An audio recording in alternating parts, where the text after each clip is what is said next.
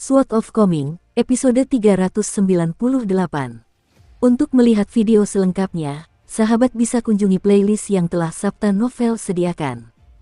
Yuk mari, kita berimajinasi bersama dan masuk ke alur ceritanya.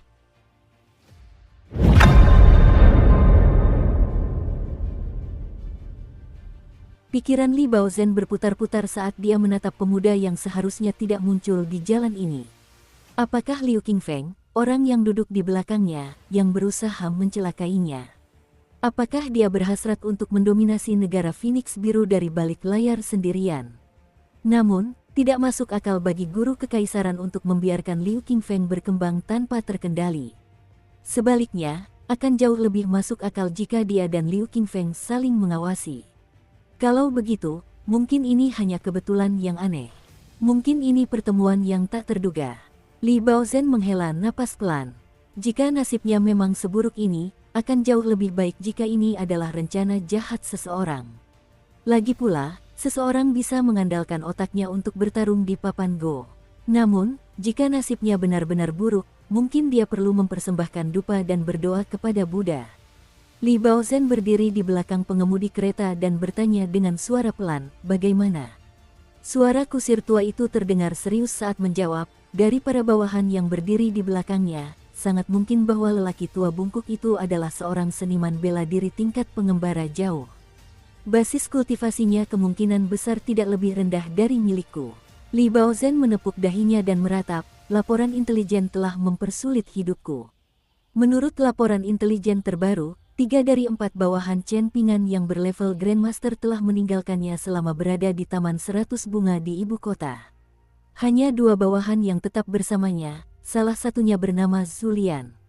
Laporan intelijen tersebut mencatat kekuatannya sebagai tidak diketahui, dan menyatakan bahwa mungkin dia adalah seorang seniman bela diri tingkat tubuh Vajra. Bawahan lainnya bertindak aneh, dan penampilannya juga sangat biasa saja selama konflik di Taman Singa. Dengan demikian, sangat mungkin dia lebih lemah dari Zulian. Adapun Chen Pingan, dia setidaknya adalah seniman bela diri murni tingkat kelima, dilihat dari pukulan-pukulan yang dilayangkannya di atas tembok Taman Singa. Dia juga mampu mengeluarkan jimat, dan dia mengenakan jubah dao abadi yang sulit ditentukan tingkatnya. Labu yang tergantung di pinggangnya adalah labu pemelihara pedang bernama Jiang Hu, dan untuk sementara belum diketahui apakah dia menggunakannya untuk memelihara pedang terbang. Informasi ini dikumpulkan dari berbagai laporan intelijen yang tersebar, namun tetap gagal menggambarkan kemampuan sebenarnya dari Chen Pingan dengan tepat. Namun, ini tidak penting. Selama Chen Pingan tetap berada di ibu kota negara Azure Phoenix, Li Baozhen telah memutuskan bahwa hal itu tidak akan memengaruhinya sama sekali bahkan jika Chen Pingan tiba-tiba berubah menjadi immortal duniawi dalam semalam. Li Baozhen meminjam tren tak terbendung dari Kekaisaran Li Agung untuk membantunya di papan Go dan mempermainkan Chen Pingan yang hanyalah bidak yang terperangkap di papan Go. Mengikuti pergerakan halus dari berbagai bidak, para mata-mata dari paviliun riak hijau Kekaisaran Li Agung bagaikan jaring laba-laba yang terus berubah dan membentang di wilayah tenggara benua botol berharga timur. Sebelum Li Baozhen meninggalkan Kekaisaran Li Raya, guru Kekaisaran Cui Chan telah memberinya 3 pilihan. Yang pertama adalah pergi ke negara Sui Raya dan mengawasi klan Gao Kekaisaran serta negara Istana Kuning dan negara-negara bawahan bersejarah lainnya dari negara Sui Raya. Pilihan kedua adalah melakukan perjalanan ke Kekaisaran Vermilion Bercahaya, rintangan terbesar yang menghalangi ekspedisi Kekaisaran Li Agung ke selatan. Ada banyak sekali kultivator pedang di Kekaisaran ini, dan tindakan Akademi Pemandangan Danau di selatan juga sangat penting. Pilihan terakhir adalah melakukan perjalanan ke bangsa Azure Phoenix. Namun, dibandingkan dengan 2 pilihan pertama, sangat jelas bahwa bangsa Azure Phoenix hanyalah sebuah kota kecil terpencil dibandingkan dengan bangsa Sui Agung dan Kekaisaran Vermilion Bercahaya. Akan tetapi, menyusul migrasi klan-klan kaya ke selatan dari wilayah tengah benua botol berharga timur, paviliun riak hijau telah mulai meningkatkan investasinya di daerah ini selama 2 tahun terakhir. Tentu saja, ini hanyalah penampakan permukaan dari hal-hal yang dilihat Li Baozhen setelah menjadi pejabat. Jika tidak, dia tidak akan gagal mendapatkan berkas tentang pengemudi kereta tua yang duduk di depannya. Li Baozhen tidak bodoh. Ada Tang Chong dari negara Azure Phoenix di Istana Kekaisaran, dan ada Su Fengxian dari geng rawa besar di dunia kultivasi. Belum lama ini, guru kekaisaran Cuichan secara pribadi telah melakukan perjalanan ke sini dan bahkan membuat pengecualian langka untuk bertemu dengan Liu Qingfeng dari Taman Singa. Apa yang dibuktikan oleh semua ini? Ini membuktikan bahwa Li Baozhen memiliki penilaian yang tepat dengan memilih bangsa Phoenix Biru sebagai asal mula dinastinya di Istana Kekaisaran Li Agung. Setidaknya, dia untuk sementara terbebas dari pusaran kekacauan yang melanda klan Song Kekaisaran Li Agung, pusaran yang dapat dengan mudah menghancurkan orang menjadi berkeping-keping. Dengan kata lain, dia jelas telah bertaruh dengan benar dengan mengambil pilihan ketiga. Li Baozhen merasa sedikit marah saat ini. Jika mereka menunggu beberapa hari lagi, maka tokoh kuat yang bertanggung jawab untuk menjaganya tetap aman akan memasuki negara Azure Phoenix. Pada saat itu, dia tidak perlu lagi takut akan apapun. Gubernur militer utama Wei Liang, tamu utama klan Tang Kekaisaran, tetua Zhou Lingzi. Orang-orang ini hampir tidak layak disebut. Namun, bagaimana mungkin si lugu itu bisa memilih waktu dan lokasi yang begitu sempurna? Li Baozhen berbalik dan membungkuk, menarik tirai dan bertanya dengan senyum tipis, "Tuan Liu, apakah Anda punya rencana cadangan?" Liu Qingfeng menggelengkan kepalanya dan menjawab sambil tersenyum, "Sama sepertimu, aku perlu menunggu beberapa hari sebelum seorang sekretaris bela diri dari Kekaisaran Li Agung tiba di sini untuk bertindak sebagai pengawal pribadiku." "Tuan Liu, sanggupkah Anda menyaksikan sekutu Anda mati sebelum ia mencapai kesuksesan akhir?" tanya Li Baozhen dengan ekspresi sedih. Liu Qingfeng berpikir sejenak sebelum menjawab, "Kita perlu mempercayai perencanaan dan pandangan jauh ke depan guru besar Cuichan yang sempurna." Li Baozhen menghela napas dan menurunkan tirai. Sepertinya, interaksi dengan si lugu kecil itu tak terhindarkan malam ini. Bukan berarti Li Baozhen tidak mempercayai kemampuan bermain Go milik Cuichan, si harimau bersulam. Melainkan, ia takut bahwa guru kekaisaran tidak selalu menganggapnya, seseorang dengan kesetiaan yang goyah, sebagai bidak penting. Bahkan, Li Baozhen sangat yakin bahwa jika Cuichan dipaksa untuk memilih antara dirinya dan Liu Qingfeng, ia akan memilih untuk mengorbankannya dan mempertahankan Liu Qingfeng tanpa ragu sedikit pun. Cuichan akan dengan santai mengangkatnya dan melemparkannya kembali ke dalam wadah batu Go. Setidaknya, itulah situasi yang akan terjadi saat ini. Sesungguhnya, bagaimana tumpukan porselen yang hancur di kampung halamannya itu tercipta? Bukankah itu tercipta oleh orang-orang malang yang dianggap tidak penting? Orang-orang yang telah ditinggalkan, dikorbankan, dan akhirnya hancur lebur dalam pertempuran demi jalan agung. Li Baozhen sudah lama menikmati mendaki puncak gunung porselen sendirian. Dia merasa sangat kagum bisa berdiri di atas tumpukan tulang putih itu. Chen Pingan menyuruh Siro untuk mundur dan menjaga Pei Qian. Sementara itu, dia terus berjalan maju bersama Zulian. Cui Dongshan tiba-tiba mengirimkan surat rahasia kepadanya, yang mengatakan bahwa Li Baozhen akan muncul di Taman Singa. Isi surat itu sederhana dan ringkas, dan Cui Dongshan menyimpulkannya dengan kata-kata, "Kau bisa membunuhnya." Chen Pingan sama sekali tidak ragu atau meragukan kebenaran surat itu, dan dia segera meninggalkan ibu kota dan langsung menuju Taman Singa. Mengenai beberapa hal yang tidak berkaitan dengan dasar jalan agung, Chen Pingan memilih untuk mempercayai Cui Dongshan. Misalnya, dia telah mendengarkan saran Cui Dongshan dan mengizinkan Siro untuk merasuki tubuh abadi Dumao.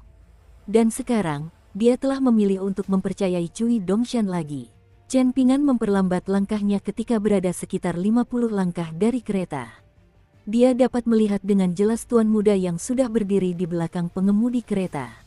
Orang inilah yang memanfaatkan kekaguman dan pemujaan Zulu kepadanya, sekaligus memancing ayah dan anak perempuan itu dengan kesempatan untuk melepaskan diri dari status rendah mereka dan menjadikan Zulu seorang wanita bangsawan di masa depan. Karena manipulasinya, Zulu tersenyum dan berjalan menghampiri Chen Pingan di koridor itu kala itu, dengan tangan terlipat di belakang punggung dan hatinya dipenuhi niat membunuh. Dibandingkan dengan pertarungan hidup dan mati Chen Pingan melawan kera pemindah gunung dari Gunung Sun Skok di kota kecil, interaksi terakhirnya dengan Zulu telah memungkinkannya untuk lebih memahami seluk-beluk dan sifat jahat hati manusia untuk pertama kalinya setelah meninggalkan dunia kecil permata. Chen Pingan, sepertinya ini pertemuan pertama kita, kan? Li Baozhen berdiri di belakang kusir kereta dan melambaikan tangan sambil tersenyum tipis, lalu melanjutkan, "Oh, saya lupa memperkenalkan diri. Saya Li Baozhen, adik laki-laki Li Zisheng dan kakak laki-laki Li Baoping. Chen Pingan berdiri diam dan bertanya, apakah kau akan merasa menyesal jika kau mati di sini malam ini? Aku akan menyesalinya nanti, jawab Li Baozhen sambil mengangguk. Menyesali kenyataan bahwa kau kurang berhati-hati? Tanya Chen Pingan sambil terkekeh. Seolah pasrah menerima takdirnya, Li Baozhen menjawab dengan jujur, tentu saja. Ketika aku meninggalkan jalan keberuntungan prefektur musim semi naga dan kekaisaran Li Agung, aku merasa dunia adalah tempat yang luas bagiku untuk melepaskan potensiku. Namun, aku terlalu ceroboh. Chen Pingan, dengan kejadian sebelumnya dan pertemuan kita sekarang, kau telah 2 kali mengajariku pelajaran berharga tentang bagaimana bersikap dan bagaimana menangani masalah dengan benar. Kesalahan yang sama tidak boleh diulangi 3 kali, jadi mari kita berpisah mulai sekarang. Bagaimana menurutmu? Zulian mengangkat kedua tangannya dan menggosok-gosoknya dengan penuh semangat, lalu berkata sambil tersenyum tipis, meskipun kakek tua yang mengemudikan kereta itu adalah seorang seniman bela diri tingkat jauh, pelayan tua ini sepenuhnya mampu menghadapinya sendirian. Tuan muda, baik dia maupun saya berada pada tingkat kultivasi yang sama, jadi mohon jangan salahkan saya jika saya secara tidak sengaja bertindak terlalu jauh dan tidak menghentikan diri tepat waktu. Ada ekspresi penuh semangat di mata pengemudi kereta tua itu saat dia menatap tajam pria tua bungkuk itu.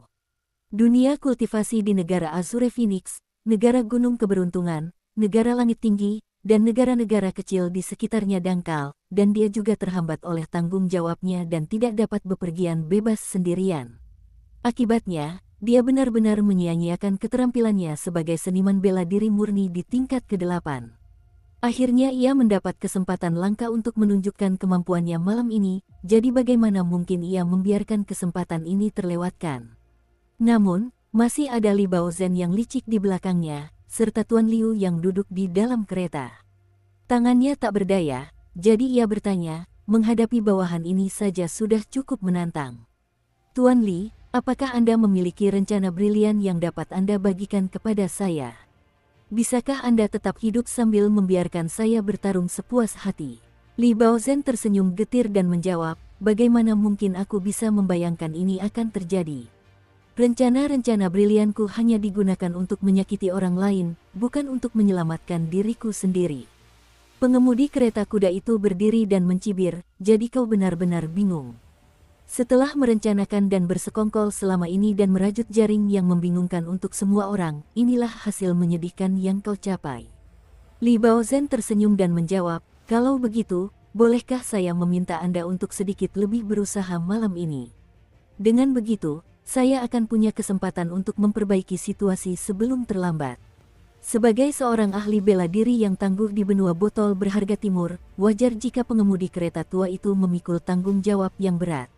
Karena itu, dia tidak akan meninggalkan Li Baozhen dan menendangnya saat dia sedang jatuh hanya karena dia membenci pemuda itu. Kereta itu sedikit berguncang, dan Li Baozhen hanya merasakan hembusan angin lembut saat kusir tua itu melesat maju dan menerjang Chen Pingan. Semak alang-alang di tepi jalan itu langsung condong ke arah Chen Pingan dan Zulian.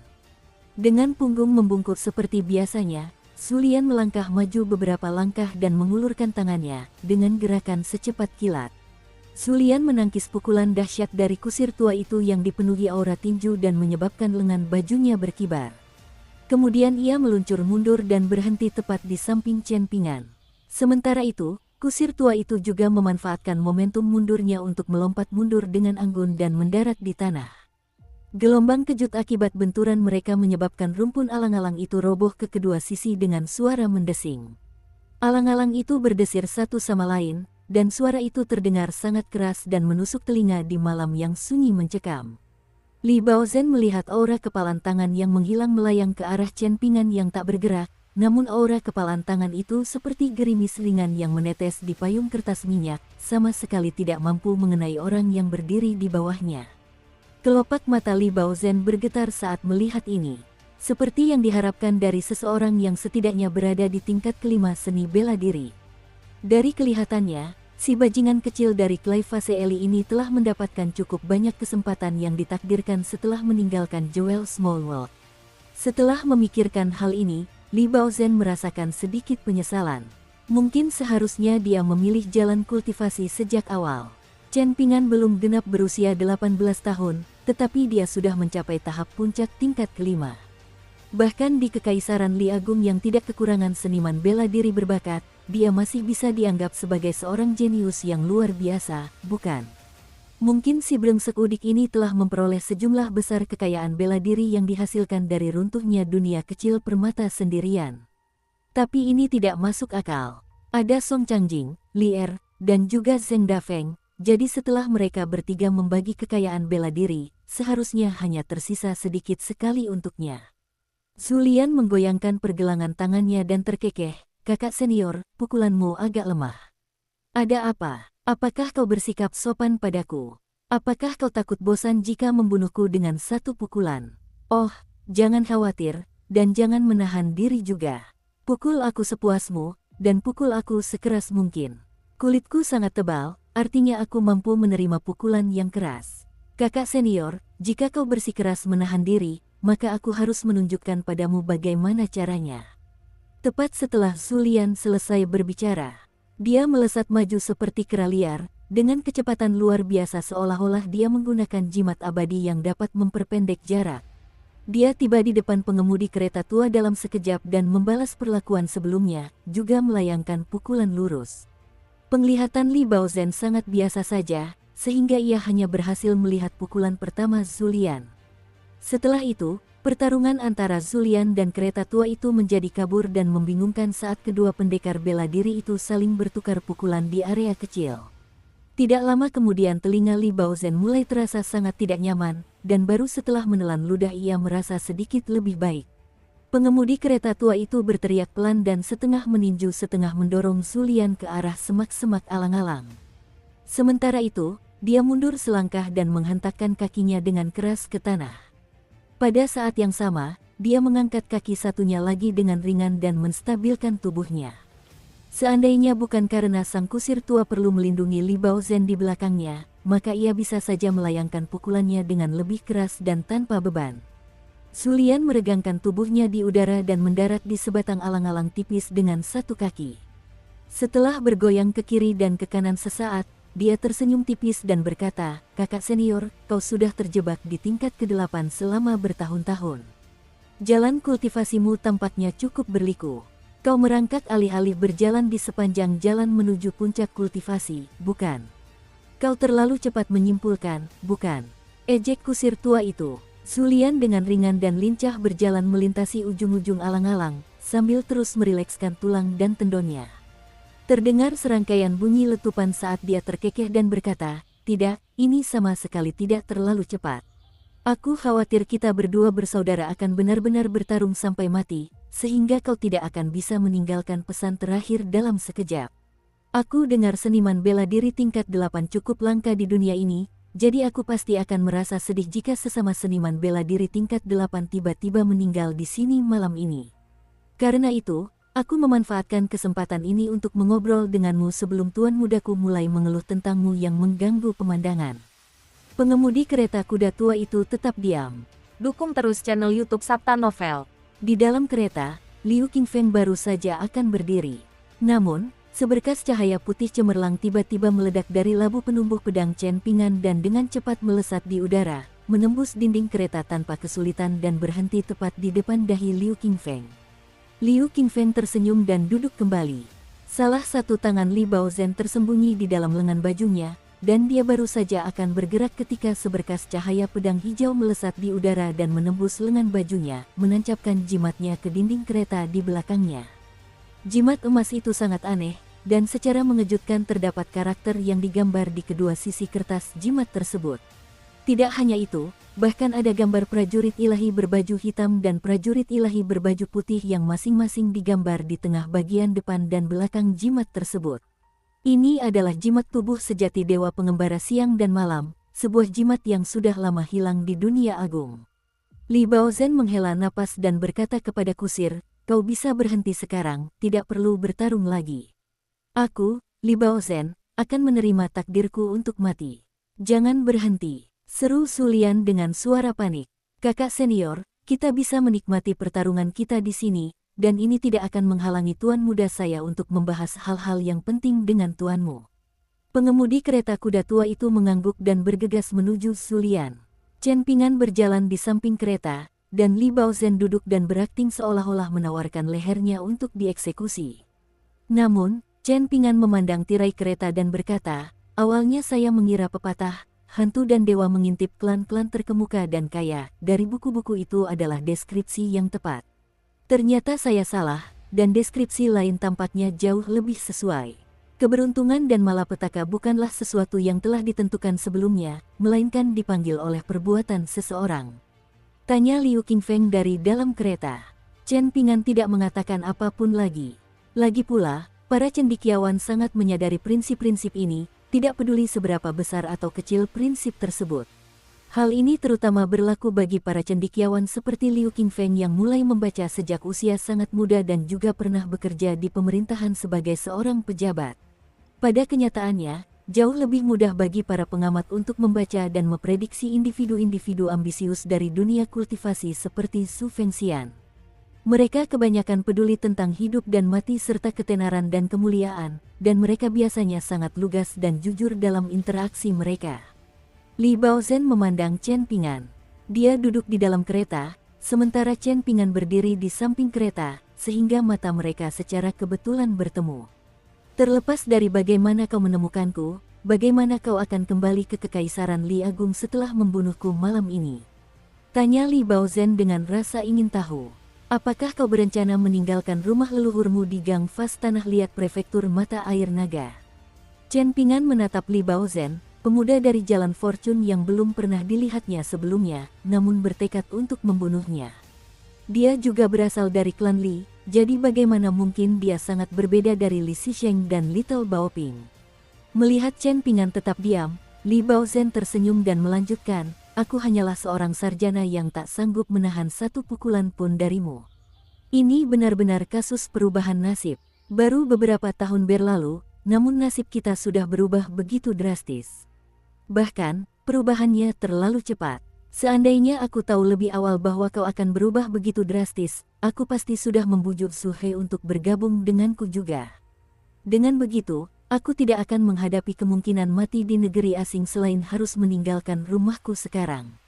Satu pukulan, hanya itu yang dibutuhkan untuk membuat Li Baozhen kehilangan napas, membuatnya meringkuk dan memegangi perutnya kesakitan. Dia terengah-engah dan hampir muntah.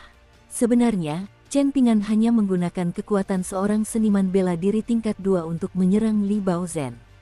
Chen Ping'an mencengkeram rambut Li Baozhen dan menyeretnya turun dari kereta, dengan santai melemparkannya ke samping hingga berguling di jalan tanah kuning.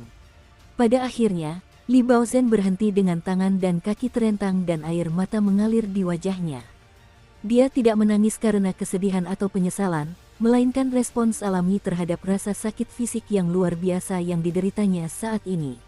Li Baozhen tertawa terbahak-bahak dan berseru, siapa sangka aku, Li Baozhen, juga akan mengalami nasib seperti ini suatu hari nanti.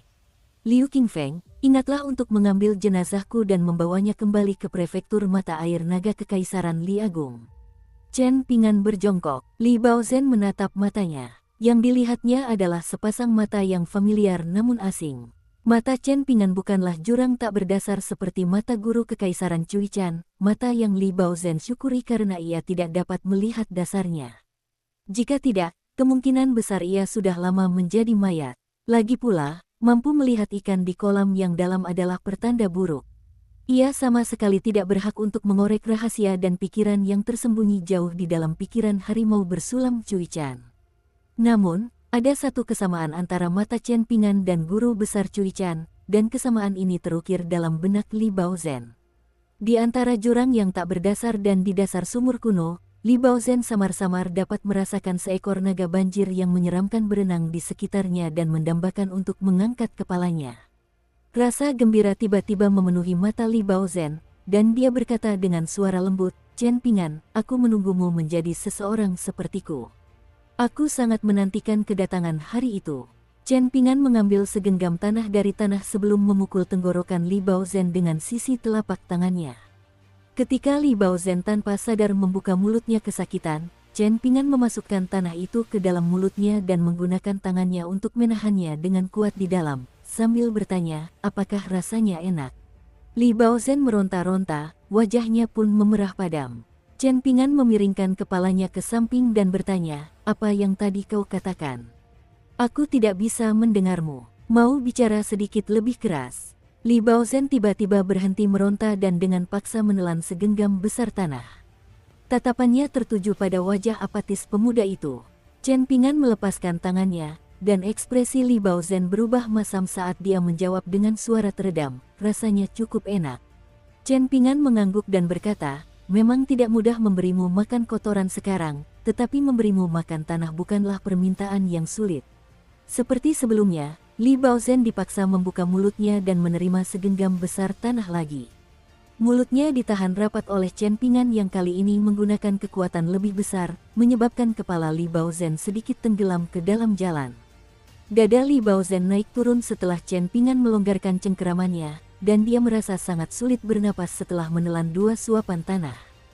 Kemudian dia batuk hebat, mengeluarkan banyak butiran tanah dari mulutnya. Chen Pingan mengangkat tangan kanannya dan dengan lembut mengibaskan lengan bajunya, menepis butiran tanah yang berterbangan ke arahnya. Pada saat yang sama, Li Baozhen meraung kesakitan. Tangan kiri Chen Pingan melingkari erat pergelangan tangan kiri Li Baozhen, menyebabkan pergelangan tangan itu berderit dan memaksanya untuk melepaskan kepalan tangan yang diam-diam telah dibuatnya. Tangan Li Baozhen terbentang, memperlihatkan liontin giok yang diam-diam diambilnya dari pinggangnya. Karakter Istana Naga terukir pada potongan giok indah yang diwariskan oleh leluhurnya, dan liontin giok ini awalnya tidak terlalu menarik perhatian.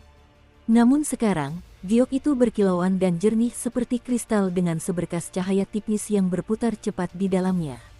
Pergelangan tangan Li Baozhen hancur akibat serangan Chen Pingan, menyebabkan lengan kirinya terkulai lemas ke tanah. Ia hanya tinggal sedetik lagi untuk mengaktifkan kemampuan mistis yang terkandung di dalam liontin giok tersebut. Chen Pingan meraih liontin giok itu dan berkata, terima kasih.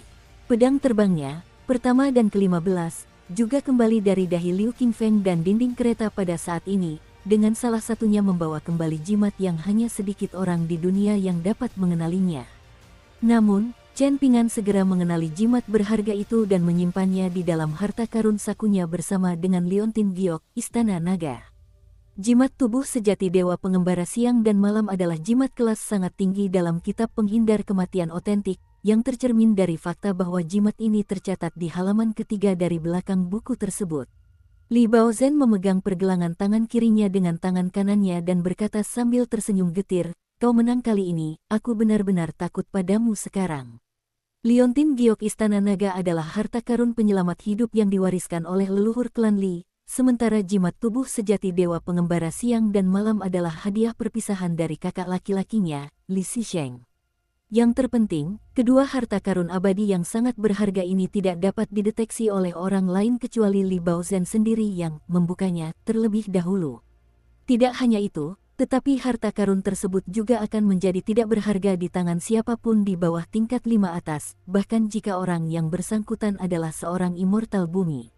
Chen Pingan melayangkan tendangan ke pinggang Li Baozhen, membuatnya terlempar menembus semak-semak alang-alang dan jatuh ke sungai. Luka yang begitu parah akan membutuhkan waktu 100 hari untuk sembuh. Liu Qingfeng berdiri dan berjalan keluar dari kereta, melompat ke tanah dan berkata, terlepas dari apapun alasan Anda, Tuan Muda Chen, terima kasih telah mengampuni Li Baozhen. Apa yang akan terjadi pada Taman Singa? Apa yang akan terjadi pada Liu Qingshan? Tanya Chen Pingan. Aku sudah merencanakan jalur mundur untuk mereka, jawab Liu Qingfeng. Chen Pingan tampak sedikit kelelahan, dan awalnya ia tidak ingin banyak bicara kepada putra sulung asisten Menteri Liu. Namun, setelah memikirkan sarjana muda yang pincang itu, ia bertanya, saya yakin hasil yang Anda cari kemungkinan besar positif. Anda, Liu Qingfeng, juga harus menyadari bahwa Anda telah memulai jalan yang berbeda sekarang. Namun, bagaimana Anda dapat menjamin bahwa Anda akan tetap berada di jalan ini dan tidak semakin menyimpang dari tujuan yang Anda inginkan? Liu Qingfeng tersenyum kecut dan menatap ke kejauhan, menghela napas penuh emosi lalu menjawab, aku hanya bisa berusaha sebaik mungkin. Jika tidak, semua orang di negara Azure Phoenix, dari kaisar hingga pejabat dan cendekiawan, dan kemudian rakyat jelata akan segera hancur oleh seseorang. Pada saat itu, kita tidak akan lagi memiliki jalan untuk dilalui. Semua orang tahu bahwa meminum racun untuk menghilangkan dahaga adalah hal bodoh, tetapi jika alternatifnya adalah mati karena kehausan, lalu siapa yang tidak akan mengambil risiko? Ini mirip dengan skenario yang terjadi di aula leluhur Taman Singa, di mana Lady Liu Su, yang sangat kubenci, menuntut ayahku untuk menyeretmu ke dalam kekacauan itu. Seandainya aku hadir, aku tidak akan mampu melangkah maju dan dengan teguh mempertahankan nilai-nilai dan martabat klan Liu seperti saudaraku, Liu Qingshan. Setelah mempertimbangkan manfaatnya, aku akan memilih untuk melawan hati nuraniku. Liu Qingfeng mengalihkan pandangannya dan melanjutkan sambil tersenyum, syukurlah, skenario terburuk tidak terjadi. Kita semua memiliki beban masing-masing, dan setiap keluarga memiliki kesulitan yang harus diatasi. Sebagai kakak laki-laki mereka, izinkan saya menghadapi kesulitan ini. Adik laki-laki saya dapat fokus mempelajari buku-buku ilmiah. Chen Ping'an melirik tempat Li Baozhen jatuh ke kolam dan berkomentar, setidaknya kau jauh lebih baik daripada orang itu. Lalu dia menatap ke arah pertempuran yang terjadi di atas semak-semak alang-alang di kejauhan dan berteriak, kalian bisa kembali ke sini sekarang. Setelah meneriakkan hal itu, dia menoleh ke Liu Qingfeng dan berkata, dan kalian bisa menyelamatkannya sekarang. Mengapa kau tidak langsung membunuh Li Baozhen? Tanya Liu Qingfeng. Chen Ping'an menggelengkan kepalanya dan menjawab, aku berjanji pada seseorang bahwa aku akan mengampuni Li Baozhen sekali saja. Zulian bergegas kembali ke sisi Chen Ping'an dengan ekspresi kecewa, mengulurkan tangan untuk menyeka noda darah dari wajahnya. Dia baru saja memulai pemanasan, dan sebentar lagi akan tiba saatnya bagi kusir tua itu untuk dipukuli dan memohon kematian yang cepat. Melihat Chen Ping'an tampaknya tidak mau menjelaskan apapun, Zulian tidak melontarkan lelucon apapun dan malah berjalan di belakang tuan mudanya dalam diam. Liu Qingfeng tiba-tiba berbalik menghadap punggung Chen Ping'an, dan berkata, Tuan muda Chen, sebaiknya Anda tidak tinggal di dekat ibu kota untuk menunggu kesempatan lain, dengan harapan dapat menepati janji Anda dan bertemu kembali dengan Li Baozhen. Chen Ping'an berbalik dan bertanya sambil tersenyum, lalu mengapa demikian? Liu Qingfeng tersenyum dan menggelengkan kepalanya, tidak mengungkapkan informasi lebih lanjut. Kekaisaran Li Agung hendak mengirimkan 2 orang untuk bertindak sebagai pengawal bagi dirinya dan Li Baozhen. Terlebih lagi, konon salah satu dari orang-orang ini dulunya adalah seorang jenderal yang kuat dari Kekaisaran Lu yang telah hancur. Namun, ini bukanlah alasan terpenting di balik peringatan Liu Qingfeng. Sebaliknya, alasan yang paling penting adalah bahwa guru Kekaisaran Li Agung, Cui Chan, kemungkinan besar masih berada di negara Azure Phoenix. Chen Ping'an dan para pengikutnya perlahan menghilang di kejauhan. Pengemudi kereta tua itu menarik Li Baozhen yang sekarat dari danau dan dengan lembut menekan dadanya, membantunya untuk buru-buru memuntahkan seteguk air. Li Baozhen membutuhkan waktu lama untuk pulih. Setelah lolos dari maut, Li Baozhen duduk di jalan dengan ekspresi linglung. Pengemudi kereta kuda tua itu berdiri di samping Li Baozhen dan menoleh untuk melihat Liu Qingfeng. Liu Qingfeng tersenyum dan menggelengkan kepalanya. Dengan demikian, Li Baozhen sekali lagi selamat dari pengalaman nyaris mati. Li Baozhen duduk membelakangi kedua orang yang baru saja bertukar pandang, dan tuan muda yang malam itu tampak sangat berantakan tiba-tiba menamparkan dirinya sendiri dengan sekuat tenaga. Kemudian dia berbalik dan berkata sambil tersenyum, dari kelihatannya, Tuan Liu masih sangat peduli dengan pendapat guru besar. Liu Qingfeng berjongkok dan berkata sambil tersenyum tipis, jika orang lain yang datang ke negara Azure Phoenix, mereka belum tentu akan berprestasi lebih baik darimu.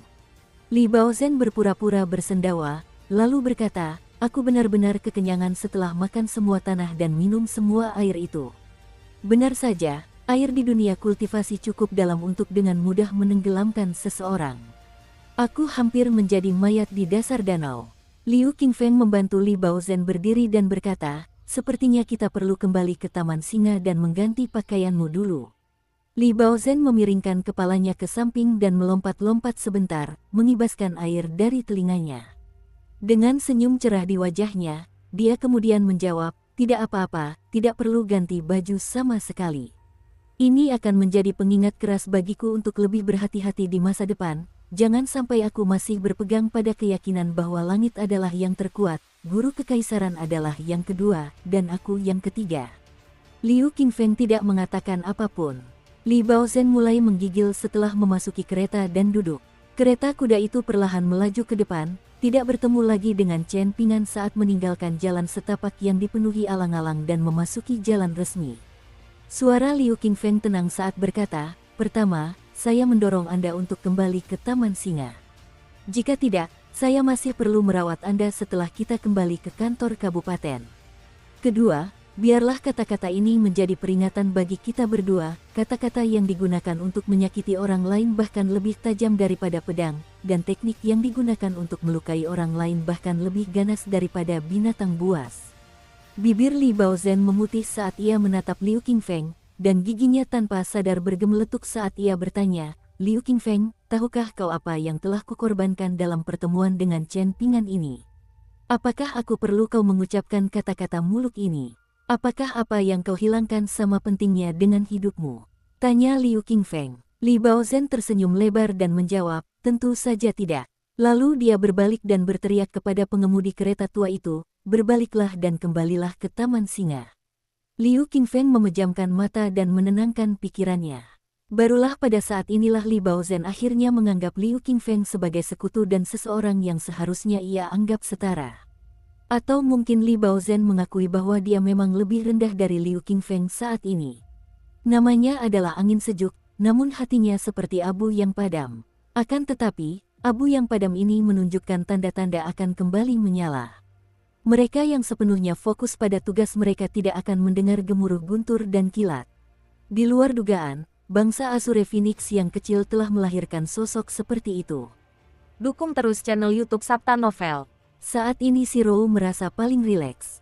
Mereka secara misterius meninggalkan ibu kota pada malam hari, dengan Chen Pingan mengatakan bahwa dia perlu mengunjungi seorang warga kota lainnya. Pei Qian tidak terlalu memikirkan hal ini, tetapi Shirou telah mendeteksi aura asing yang tersembunyi di dalam tubuh Chen Pingan, niat membunuh. Benar saja, Zhu Lian terlibat dalam pertarungan sengit dengan seseorang. Untungnya, Chen Pingan dan Zhu Lian sama-sama mengatakan bahwa semuanya baik-baik saja setelah kembali. Shirou tidak mengajukan pertanyaan tambahan. Chen Pingan adalah orang yang dapat dipercaya, jadi jika dia sendiri mengatakan bahwa semuanya baik-baik saja, maka semuanya memang baik-baik saja. Namun, untuk Zhu Lian, Shirou tidak akan mempercayainya bahkan jika dia menepuk dadanya sampai patah dan menjamin bahwa semuanya baik-baik saja. Meskipun Pei Qian tidak memahami situasinya, dia tetap sangat ketakutan oleh bau samar darah yang masih melekat pada tubuh Zhu Lian. "Guru, apakah mereka musuh dari kampung halaman Anda?" tanya Pei Qian dengan suara lembut. Chen Pingan berpikir sejenak sebelum menghembuskan napas berat yang telah lama tertahan di dadanya. Ia meraih labu penumbuh pedangnya dan menyesap anggur yang dibelinya di ibu kota negara Phoenix Biru. Kemudian ia tersenyum tipis dan menjawab, "Tidak perlu mengkhawatirkan hal-hal ini, masalahnya telah teratasi untuk sementara waktu." Pei Qian mengangguk dan bertanya sambil tersenyum, "Apakah guru diuntungkan atau dirugikan dalam pertempuran itu?" Zhu Lian menyadari bahwa Chen Pingan telah memperoleh jimat dan liontin giok. Meskipun dia belum memeriksanya dengan saksama, ada satu hal yang Zhu Lian yakini. Sangat mungkin bahwa tidak satu pun orang yang meninggalkan kota kecil Chen Pingan dan memilih untuk berkelana di dunia luar adalah orang biasa. Misalnya, ada Zheng Dafeng dari kota Naga Tua dan juga Li Er yang buru-buru menunjukkan diri lalu pergi. Yang pertama berada di tingkat ke-9, sedangkan yang kedua berada di tingkat ke-10. Dengan mengingat hal ini, dua barang yang direbut Chen Pingan dari tangan orang itu pastilah harta karun yang sangat berharga. Namun, Chen Pingan menjawab, "Saya tidak mendapat keuntungan dan juga tidak mengalami kerugian. Saya mendapatkan dua barang, dan saya berencana memberikannya kepada seseorang yang dapat memanfaatkannya dengan lebih baik daripada saya." "Oh, baiklah," kata Pei Qian. "Semuanya akan baik-baik saja selama tidak ada masalah." Dia berbalik dan melirik ibu kota bangsa Azure Phoenix di kejauhan. Dia memegang tongkat pendakiannya di satu tangan dan labu kecilnya di tangan lainnya. Zhu Lian menoleh, dan Shirou pun ikut mengalihkan pandangannya. Zhu Lian tersenyum dan bertanya, "Apakah Anda mengkhawatirkan saya, Nyonya Shirou?" Shirou tetap diam. Sulian mendecakkan lidahnya karena heran dan berkata, "Nyonya Shirou, mungkin Anda tidak tahu, tetapi orang yang saya lawan adalah seorang Grandmaster tingkat Farroaming Tier yang unggul. Kultivasinya sangat tinggi, dan kekuatannya luar biasa. Dia bisa menghancurkan gunung dan membelah bumi dengan satu pukulan, dan dia juga bisa membalik gunung dan memutar lautan dengan satu pukulan. Dan bahkan saat itu pun, dia masih tidak bisa membunuhmu, Sulian. Kalau begitu, bukankah teknik tinjumu tak terduga dan kekuatanmu tak tertandingi di dunia?" Tanya Shirou dengan nada mengejek. Sulian terkekeh dan menjawab, "Dan disitulah letak kesalahanmu. Kakak senior itu terlalu sopan, dan dia tidak mau bertarung sampai mati denganku dari awal sampai akhir. Kalau tidak, aku tidak akan berdiri di sampingmu sekarang tanpa luka parah. Sebaliknya, Nyonya Shirou pasti akan melihatku dalam keadaan menyedihkan, dengan dagingku yang pecah dan tulang-tulang di lenganku terlihat. Saat itu, Lady Shirou akan meneteskan air mata kesedihan, sementara aku juga akan merasakan duka yang mendalam. Aku pasti akan meledak dalam amarah demi cintaku, dan aku akan bergegas kembali ke medan perang untuk mengumpulkan potongan-potongan mayat kakakku yang berserakan. Dengan begitu, aku bisa menjahitnya kembali dan mencambuk mayatnya lagi." Shirou menganggap kata-katanya tidak lebih dari angin yang berlalu di telinganya. Saat kita dalam perjalanan ke prefektur mata air naga setelah mengunjungi Akademi Tebing Gunung Negara Suiraya, kita mungkin perlu mencari hantu perempuan berbaju pengantin yang tinggal di sebuah tempat tinggal tersembunyi di hutan pegunungan, kata Chen Pingan tiba-tiba. Basis kultivasinya tidak lemah, tetapi kita belum tentu dapat menemukannya. Sulian merasa senang, dan dia bertanya, "Tuan muda, apakah hantu perempuan yang mengenakan gaun pengantin itu cantik? Bagaimana penampilannya dibandingkan dengan penampilan asli Nona Shirou?" Chen Pingan tersenyum dan menjawab, "Saat pertama kali melihatnya waktu itu, wajahnya pucat pasi dan dia mengenakan gaun pengantin merah terang. Aku hanya merasa dia menyeramkan, dan aku tidak terlalu memperhatikan penampilannya yang sebenarnya." Pei Qian menelan ludah dalam hati dan menempelkan jimat di dahinya. "Berapa persen dari kekuatanmu yang kau butuhkan untuk mengalahkan seniman bela diri tingkat 8 itu?" Tanya Chen Pingan dengan suara pelan. Sulian tampak sedikit malu saat menjawab, "Tuan muda, saya selalu mengerahkan seluruh kekuatan saya saat bertarung dengan orang lain. Jadi, jika Tuan muda menyuruh saya berhenti beberapa saat kemudian, saya mungkin benar-benar telah mencabik-cabik kakak senior itu menjadi 8 bagian. Selain itu, siapapun bisa menebak apakah dia bisa berubah menjadi hantu air atau tidak. Itu kebiasaan yang baik," ujar Chen Pingan dengan pasrah. Sulian tersenyum malu-malu sebagai jawaban. "Koki tua, mengapa kau tidak mencoba menyanjung tuanku sekarang? Mengapa kau tidak mengatakan bahwa kau belajar ini darinya?" Tanya Pei Qian dengan suara mengejek. Sulian terkekeh dan menendang pantat Pei Qian, membuatnya terjatuh ke depan. Namun, Pei Qian secara naluriah menancapkan tongkat pendakiannya ke tanah, memungkinkannya berputar cepat dalam lingkaran. Namun, dia tidak terburu-buru untuk mengutuk Sulian, juga tidak penasaran mengapa dia tidak jatuh. Sebaliknya, Pei Qian menarik keluar ranting yang telah lama menemaninya dari tanah dan berlari menghampiri Chen Pingan, bertanya dengan suara bingung, "Guru, aku sudah memiliki Dewa Gunung Tua ini begitu lama, jadi mengapa ranting ini masih belum patah? Lihat, bahkan tidak ada retakan sedikit pun di dalamnya, kan? Mungkin aku mengambil harta karun sejak awal. Apakah ini benar-benar cabang dari pohon abadi yang ditanam oleh Dewa Gunung?" Chen Pingan tersenyum dan tidak memberikan tanggapan. Sulian tertawa terbahak-bahak dan mengungkapkan, "Tuan muda menggunakan teknik abadi untuk memurnikan tongkat pendakian ini untuk Anda sejak lama. Jika tidak, tongkat ini pasti sudah patah berkeping-keping sejak awal. Lagi pula, bagaimana mungkin ranting biasa dapat menahan gempuran teknik pedang iblis gila Anda?" Pei Qian menggaruk kepalanya dan berkata, "Oh, begitu ya." Seolah-olah dia menganggap hal ini mengejutkan sekaligus sudah diduga. Setelah itu, gadis kecil dengan imajinasi liar itu mendongak ke langit malam dan bertanya, "Mengapa belum hujan juga?" Chen Pingan sedang berlatih meditasi berjalan 6 langkah saat ini, dan dia bertanya, "Mengapa harus hujan?" Pei Qian juga sedang berlatih teknik membawa pedang kera putih, sementara menggunakan tongkat pendakiannya sebagai pedang. Sambil berlatih, dia menjawab, "Jika hujan, aku bisa memegang payung untuk guru." Zulian mengangkat kakinya untuk menendang pantat Pei Qian lagi, namun Pei Qian dengan lincah menghindari serangannya, membuat lelaki tua bungkuk itu terkekeh dan memarahi, "Kau pendek dan tidak akan bertambah tinggi meskipun makan banyak, jadi bagaimana kau bisa memegang payung untuk tuanmu?" Pei Qian sangat kesal, dan dia menundukkan kepala karena kecewa lalu mengakui, "Itu benar. Tidak apa-apa selama niatmu baik," hibur Chen Pingan. Anak yang selalu merugi ini tidak punya apa-apa lagi selain sedikit hati. Zulian terkekeh. Pei Qian menatap Zulian dengan tajam dan berkata, "Jika bukan karena luka-lukamu, aku pasti sudah memaksamu untuk menerima pelajaran dari teknik pedang iblis gila ciptaanku sendiri. Ayo kita berlatih tanding." Zulian melangkah maju, dan Pei Qian tertawa terbahak-bahak sambil mulai berlari berputar-putar di sekitar Chen Pingan. Zhou merasa sedikit bingung saat melihat ini. Meskipun Pei Qian telah mengikuti Chen Pingan ke pegunungan dan menyeberangi sungai, dia tetaplah seorang gadis kecil yang berkulit gelap seperti biasanya. Namun, saat ia berlarian di bawah sinar bulan dan di jalan resmi yang mulus saat itu, seolah-olah ada kilauan cahaya terang yang samar menyelimuti tubuhnya.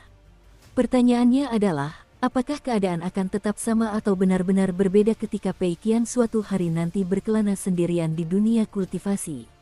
Sebagai contoh, apakah dia akan seperti matahari yang bersinar terang, yang menyilaukan mata orang-orang yang melihatnya dari jarak yang sangat jauh? Saat mereka terus berjalan, Zhou mulai menyesali kenyataan bahwa ia telah mengembangkan pikiran-pikiran yang begitu rumit dan tidak berarti. Namun, dia tidak bisa berbuat apa-apa, karena Pei Qian memang terlalu nakal dan usil. Saat itu sudah musim panas, dan mereka akan segera tiba di stasiun feri abadi yang terletak di wilayah timur negara Azure Phoenix. Pada hari itu, Pei Qian berlari ke suatu tempat yang jauh di hutan pegunungan tua untuk mengumpulkan ranting kering guna menyalakan api untuk memasak makanan. Tubuhnya dipenuhi kotoran dan rambutnya kusut karena rumput ketika ia kembali, dan di tangannya ada seekor kelinci abu-abu yang dipegangnya di telinga. Ia berlari ke arah Chen Pingan dan mengayunkan kelinci malang itu, berseru gembira, "Tuan, lihat apa yang saya tangkap." Ini kelinci liar yang melompat sangat cepat. Chen Pingan tersenyum dan menjawab, "Kita akan makan makanan vegetarian alih-alih daging hari ini, jadi bagaimana kalau kau melepaskan kelinci ini?" Pei Qian terkejut, dan ia segera merasakan sedikit rasa enggan setelahnya. Bagaimanapun, ia telah mengerahkan banyak usaha untuk menangkap kelinci ini. "Tuan, bolehkah kita memeliharanya dan membesarkannya sampai gemuk sebelum kita membunuhnya dan memakannya?" tanyanya. "Aku bisa mengikatnya dengan tali panjang dan merawatnya sementara itu." Chen Pingan melambaikan tangannya dan menjawab, "Jika kau benar-benar ingin makan daging, kita bisa meminta Zulian untuk menangkap babi hutan untukmu nanti." Pei Qian berpikir sejenak dan memutuskan bahwa itu adalah pertukaran yang menguntungkan baginya. Karena itu, tidak ada salahnya melepaskan kelinci ini. Dia mengangguk setuju sebelum menarik napas dalam-dalam dan berputar, melemparkan kelinci liar di tangannya dengan sekuat tenaga. Dengan desiran, kelinci liar yang berpotensi beruntung dan berpotensi menyedihkan itu dengan cepat menghilang di kejauhan. "Terbanglah, adikku." Zhou menepuk dahinya saat melihat ini. Pei Qian menepuk-nepuk tangannya dan berjongkok di depan kompor di samping Chen Pingan, bertanya dengan rasa ingin tahu, "Guru, hari ini hari apa? Apakah ada makna yang lebih dalam? Misalnya, apakah hari ini hari ulang tahun Dewa Gunung yang perkasa?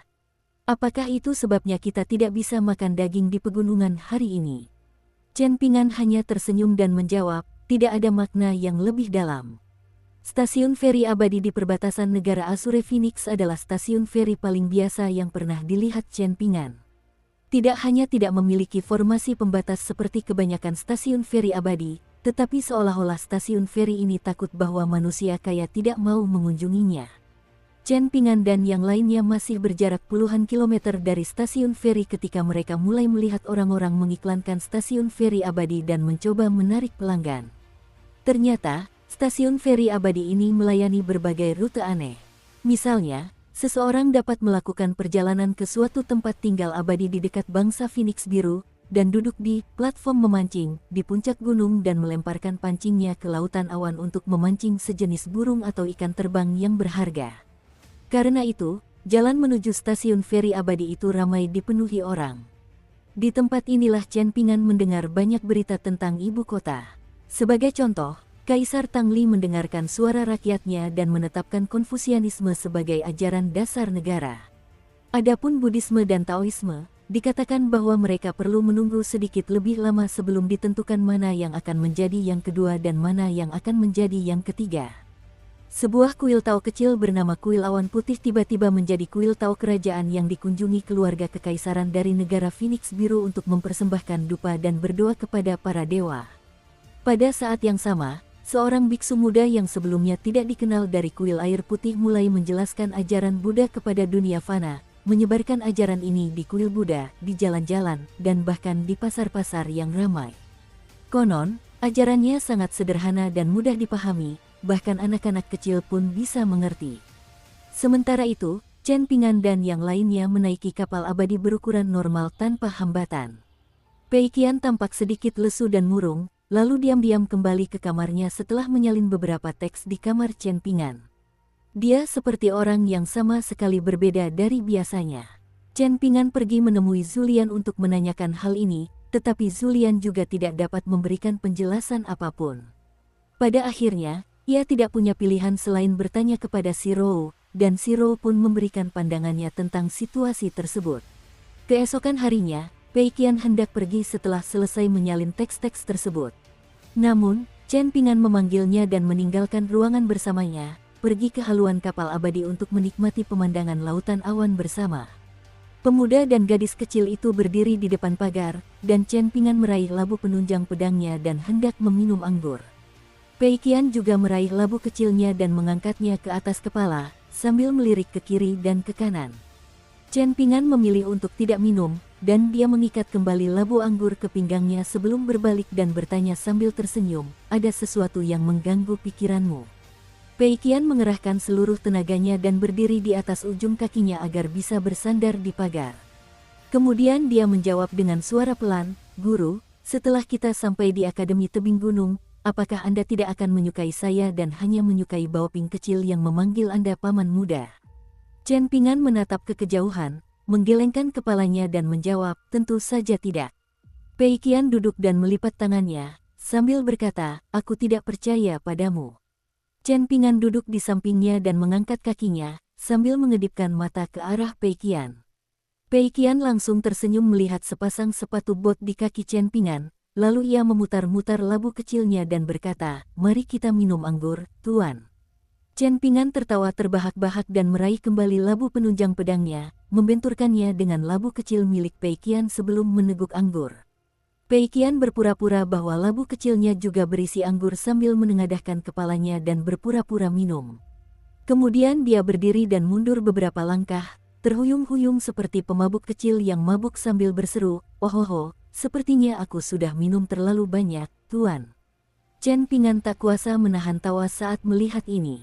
Dia baru saja akan berteriak dan memperingatkannya, tetapi Pei Qian sudah tersandung dan menabrak seorang pria bertubuh besar yang berjalan di belakangnya.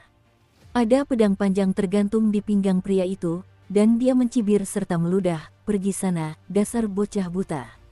Pria itu mencengkeram kepala Pei Qian, memelintir pergelangan tangannya dan bersiap untuk melemparkannya ke samping. Namun, sebelum ia sempat mengerahkan kekuatan apapun, pergelangan tangannya dicengkeram oleh seorang pemuda yang membawa pedang di punggungnya. Pei Qian buru-buru meminta maaf kepada pria bertubuh kekar itu, sambil berkata, "Maaf, saya tidak melihat Anda berjalan di belakang saya tadi. Maaf telah menabrak Anda." Pria itu mengerutkan alisnya, kemungkinan besar merasa kehilangan muka karena dihentikan oleh pemuda itu. Dia menolak untuk menyerah, dan segera mengerahkan lebih banyak kekuatan dan mencoba menggunakan energi astral untuk mendorong si lemah yang kurang ajar itu menjauh. Kemudian dia akan melemparkan si pembuat onar kecil berkulit sawo matang itu ke samping.